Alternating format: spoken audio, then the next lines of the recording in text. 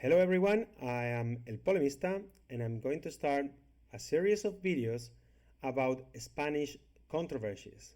This is what I do in my channel. I do controversies, and I'm going to start this series called Spain Decoded. It's aimed to explain to my friends born outside Spain that want to know about Spanish particularities, more controversial ones, of course.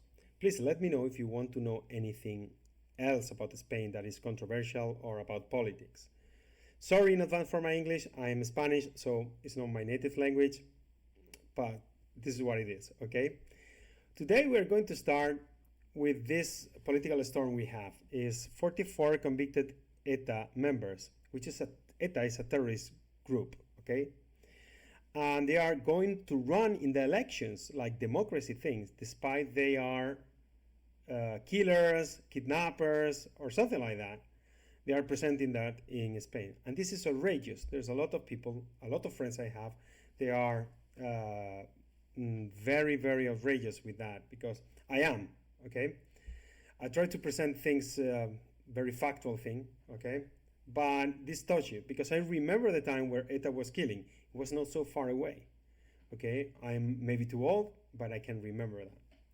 So for understanding why we feel that way, let me explain you how Spain is done, how it works, okay? And we cannot start without speaking about autonomies. Spain is divided into 17 autonomous communities, each with its own powers separated from the central state. Indeed, they have more power than, for example, Germany Länder, because they have a lot of things they can manage. They can manage education, they can manage healthcare system, they can manage, some of them they have their own police, they have their own parliament, all of them they have their own parliaments. We have 17 parliaments. They can manage their own police, yeah, and they even have their own languages, and they are taught in the schools with more prevalence than Spanish indeed. So for example, if you go to Catalonia, you can learn Spanish, but less than 25% of the class in the school are in Spanish. More than 75% is in Catalonian, okay? I want to picture you the amount of independence this region has. Moreover, the most independent region in Spain, and one of the most region in Spain, because you can see this is GDP per capita. Madrid is the first region in Spain, but Basque country is the second one, okay? So this rich region, not only in democracy, but also with Franco and dictatorship, under Franco, they were very wealthy too, okay?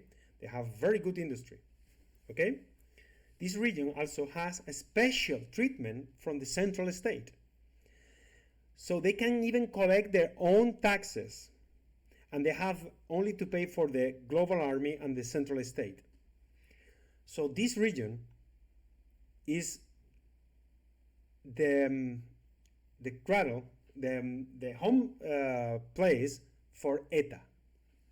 What is ETA? ETA is the acronym of Euskadi Tat Askatasuna in euskera, which means united, something like that. Euskadi United or something like that. Was founded in 1959 during the dictatorship of Francisco Franco. I already told you, we had a fascist dictator for several years. He was a criminal, not of the worst one, but he was a criminal indeed. He was a dictator, okay? And after a war, he won the war, so we have the dictator for 40 years. Okay, Franco regime ended in 1975,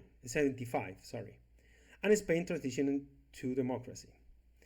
The aim to establish a separate Basque state, ETA aimed to establish a separate Basque state that included Basque-speaking territories in Spain and France. And bear with me, okay? They don't want to be separate, this part.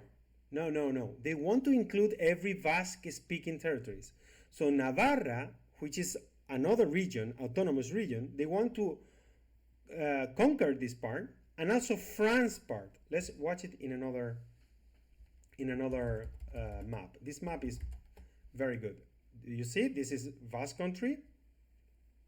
They won Navarra, huge part of Navarra, and they won the part of France. This is the border with France and between France and Spain. Okay, they wanted that. Okay, so they were doing even terrorist attacks even in France, but very little, because they run away to France every time they have problems with Spain state. They run to France. France was like helping them in some way until they kill some French guys, and then France joined to Spain to help them. So let's talk about the violence of ETA. During Franco's regime, from 1968 to 75, ETA is believed to have been responsible for approximately 43 deaths. Okay, 43. Stick this figure in your mind. Okay. After the transition to democracy, from 1975 until the group ceasefire in 2010, ETA was responsible for over 800 deaths. This means that the vast majority of ETA killings, over 90%, occurred during Spain's democratic period. So, 90% of killings, they do it in democracy. They could even be politicians from the beginning and not kill anyone to achieve these targets they have. Constitution allows every political party, to present to elections and even defend things like splitting from the government. This is allowed in Spain. There's several of them going to elections to change this and to be independent from Spain, whatever that means, because right now we don't even have borders with Portugal and France. And as I told you, they have so many powers. They have their own language, they have their own parliament, they have a lot of things, but they want more independence. So what is the only thing they want? They want to put a border there, despite we don't have borders with Portugal or France. I never get this part, okay? They have a lot of things. I never get the part where they only want to create a border there. This is the only thing they could aim for, because they have everything. Also, to mention, the killings during Franco are not like good killings, okay? They were terrorists, was kind of peace, okay, is under a dictator, but they were killing innocent people too, not only presidents. In this image you see here, they put a bomb to kill the president of the government of Spain, the first minister. And they put the bomb that put the car over a roof. They killed several people. But anyway, they kill even innocent people during Franco. Despite it was only 43, some of them were innocent, okay? And I want to show you some of the images from terrorist attacks during democracy, okay? A lot of them are in black and white, but they give you the idea they're very old, but they are not. So this is Hypercore attack, okay? They killed so many people in this one. It was in Madrid, okay? And yeah, this is the kind of things you are used to see about Al Qaeda or Taliban or something like that. No, this was Spain in the 80s, okay? So ETA violence, okay? I already told you that 90% occurred during democracy, but let's talk about the people they killed, okay? They killed everyone. Everyone was included. They don't cut on that, ETA violence was widespread. The group is responsible for death of about 850 people, targeting soldiers, policemen, politicians, even those on the far left, because ETA was far left too, but they were not safe. Even United Left were victims on that party. Businessmen who refused to pay their revolutionary taxes, yeah, they were like a mafia. They went to the shops and say, you're going to pay to ETA independence, and if you don't pay, they kill you. There's plenty stories about that. You can watch a show on HBO called Patria, and it's very good, explaining how the society was also involved with this movement, and they marginalize the victims, not the terrorists, the victims back then, okay? And they even killed children, about 30 children. The youngest one was 11 years old. You can see some images here. You can have this idea. This is on the 90s. This is black and white because they want to. This is from El País, which is left journal in Spain, one of the most important ones. By the way, they want to make like look very far away. I will explain you why later. So they put in black and white, but this was in color. We have videos on that in color because it was in the 90s, okay? You can see the kid and the police guy. You see the people and the kids running away. They put bombs everywhere. They put bombs in Basque country, 57%, and in Madrid, second place, it was like 20%, or no, 15%. Navarra also, of course, it was 15% too. So they put bombs like this. This is 87, but you see, this is why I put you this first, because they tend to put black and white to make it things very far away, okay? And Vic, you see 86, they were killing like no tomorrow. And it was until the last one of them, they stopped killing, but I will tell you why, okay? So I will tell you why. So they have many, ETA says the violent activities in 2010. They say, we are not disbanding, we are just stop killing people. And I will tell you why. There was two reasons, okay? They have them, almost all of them, in jail. Okay, they put them in jail. The police was doing very good work. So it was automatically, they have infiltrated a lot of people there, and they were caught in all of them. So they were very stressed about that. But the second thing, it was, we have 9/11. And then people turn around and say like, oh, these people are killing because of their ideas.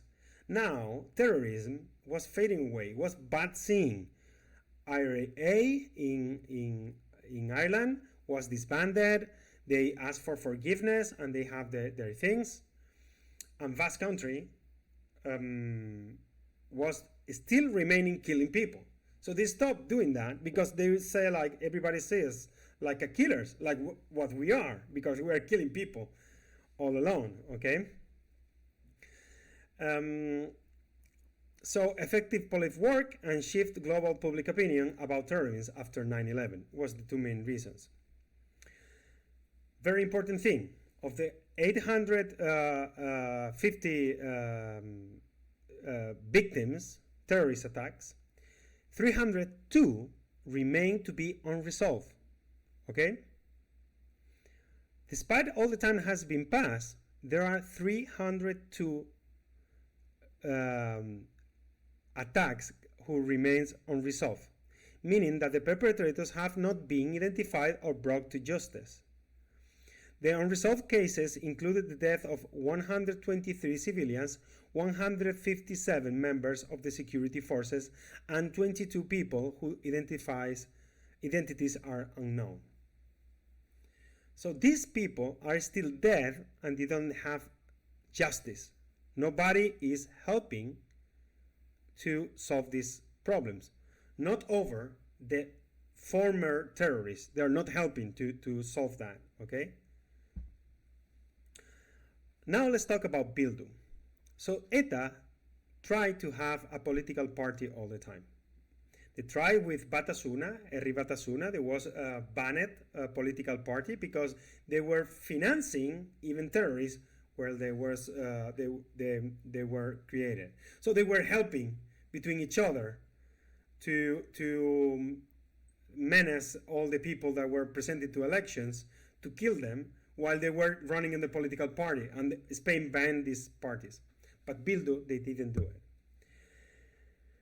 In the wake of ETA's end, Bildu emerged in 2011, led by Arnaldo Otegi. Arnaldo Tegui is a convicted kidnapper and a former ETA member. Yeah, this guy is convicted of kidnapping people in name of ETA, and he put a gun in the head of one guy and played to Russian roulette with him to terrify him until he was peeing on himself because of that. This is the leader of the group of Bildu, okay? He has been there. Arnaldo Tegui has made a statement expressing sympathy for the pain caused to the victims. However, it's important to note that expressing sympathy for pain is not the same as condemning action that caused that pain. The murders committed by ETA. So it's not the same like, okay, I'm sorry people feeling pain, than I'm sorry to kill and kidnap people. They never say that. Furthermore, Otegi often refers to victims of both sides, a phrase that equates the victims of violence with the perpetrators who died. This false equivalence serves to blur the lines between victims and aggressors and avoids a clear condemnation of ETA violent actions. So they are saying like, okay, we suffer state black ops for a while. So these terrorists were also victims, and they were victims on the other side too. So we are like equal. So we are not going to regret about that.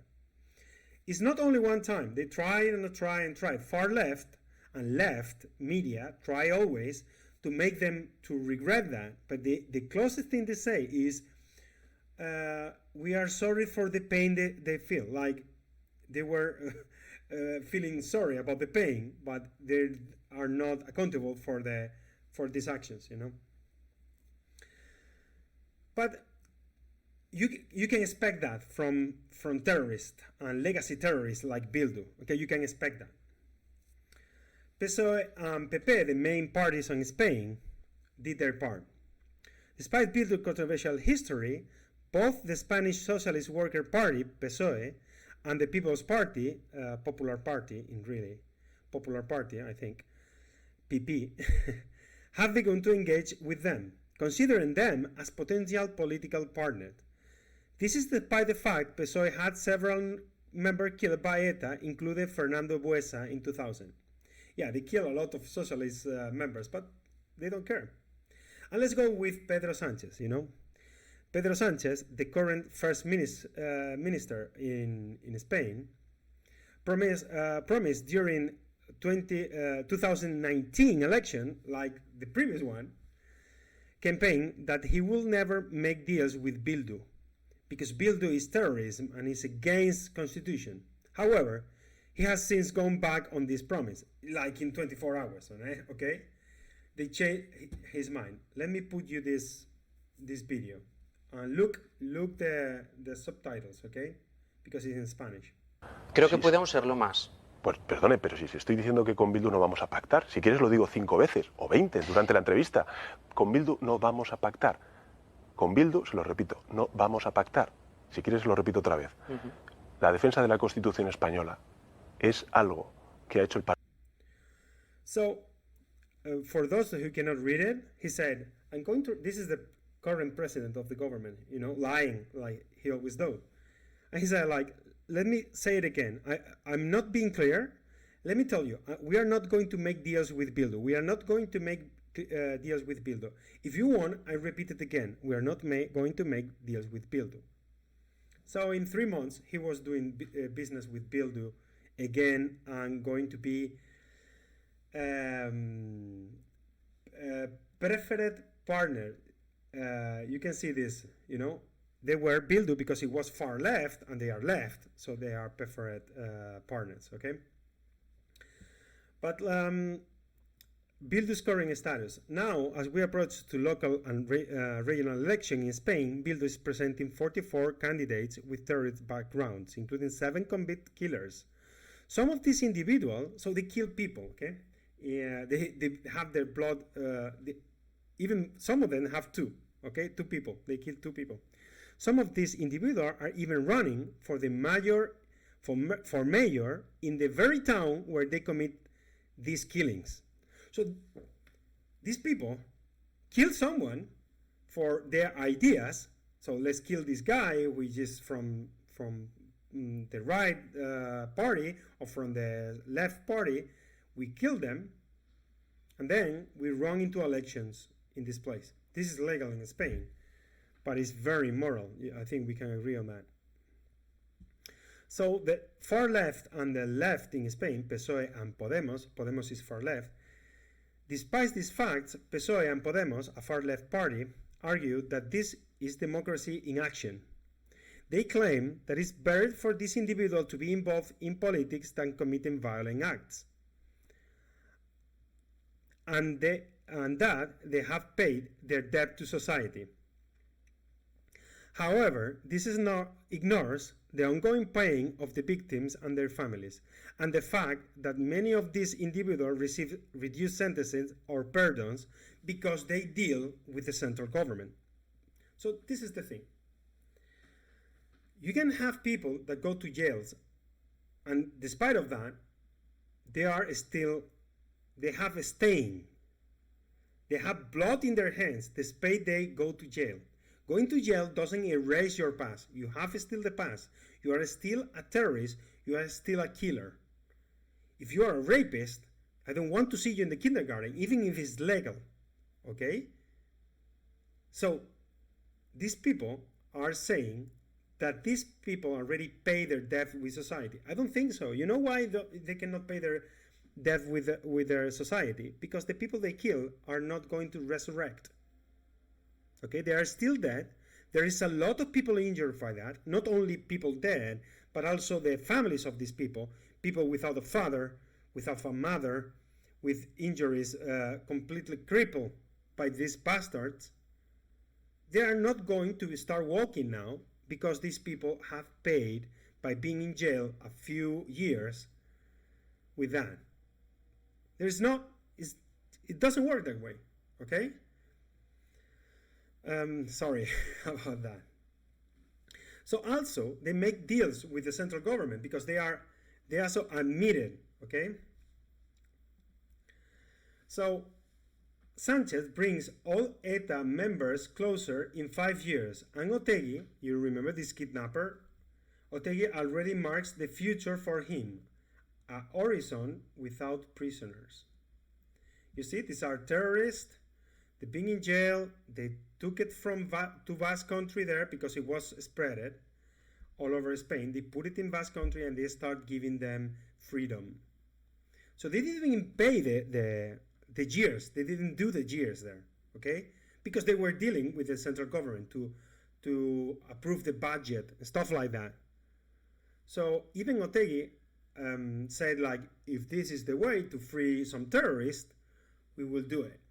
We will support the budget of the government, okay? This is the situation. There is also a paradox. An interesting paradox sits within the Spanish left when it comes to Bildu. On one hand, they urge society to move on from ETA, arguing that the group, which is disbanding in 2018, should be left in the past. Yet, on the other hand, they frequently bring up the specter of Franco, who died in 1979, and the Civil War, which ended in 1939. They accuse other parties of being fascist and even Francoist, despite these events being even further in the past than ETA's disbanded. This selective memory served to keep all wounds open while avoiding accountability for their own controversial alliances.